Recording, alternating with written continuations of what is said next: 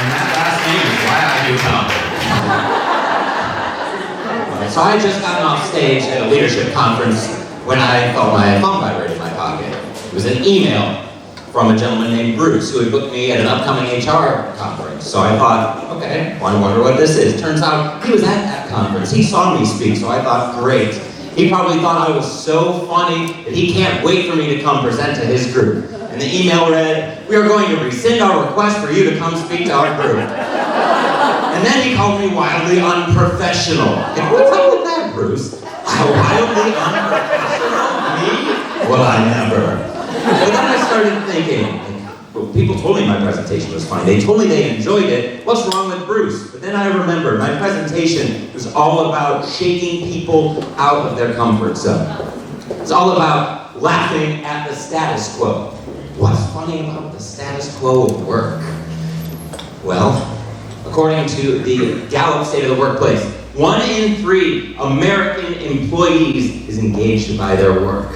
And this disengagement costs American companies $450 to $550 billion annually. So if that's what being professional means, then consider me unprofessional.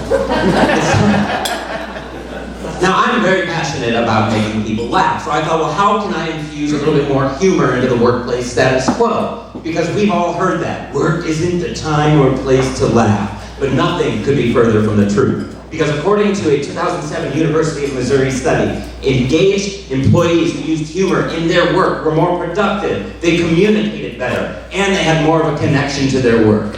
But work isn't the time or place to laugh. Not only that, in the same study it found that the leaders that used humor to engage themselves and to engage other people, they were more effective at motivating their people. They reduced workplace stress, and they were more effective at communicating with their people. But work isn't the time or place to laugh. According to a Bell Leadership Institute survey, employees wanted their leaders to exhibit 2 qualities: hard work ethic and a sense of humor. But work isn't the time or place to laugh.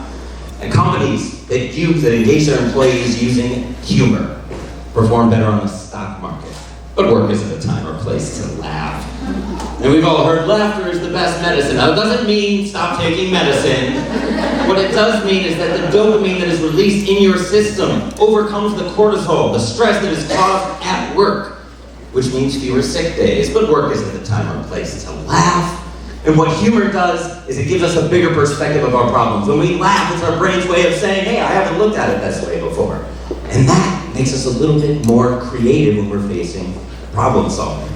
In a study done at the University of Maryland, research participants were divided into 2 groups. One group was shown funny videos before they got to solve creative problems. They solved their problems at a 52% rate, while people in the other group, only 30%. But work isn't the time or place to laugh.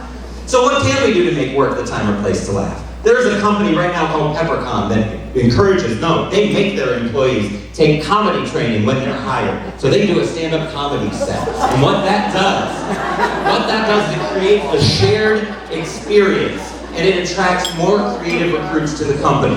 The power of improv. The core rule of improv is yes and, accept and add. It creates a more collaborative environment. So when we start the day with something as simple as a silly improv exercise, it can encourage collaboration. And make sure you laugh at your mistakes, especially in a leadership position. Because what this does is it encourages employees to take risks, and you let them know that it's okay when you laugh at your own self. Now, all companies are different. All companies can find different ways that laughter can be used in the workplace. But what is important is we laugh together, because that shared experience, when you see your boss laughing, you're not boss and employee anymore. You're 2 human beings laughing at the same thing. But we have to make sure that the humor we use is positive, no self-defeating, no demeaning humor. We want to build each other up with our humor, laugh at the absurdities that happen every day to make work a little bit easier. And for example, I had a boss one time who barged into the room when everybody was laughing, and he goes, "This is not the time or place to laugh." I worked at a comedy club.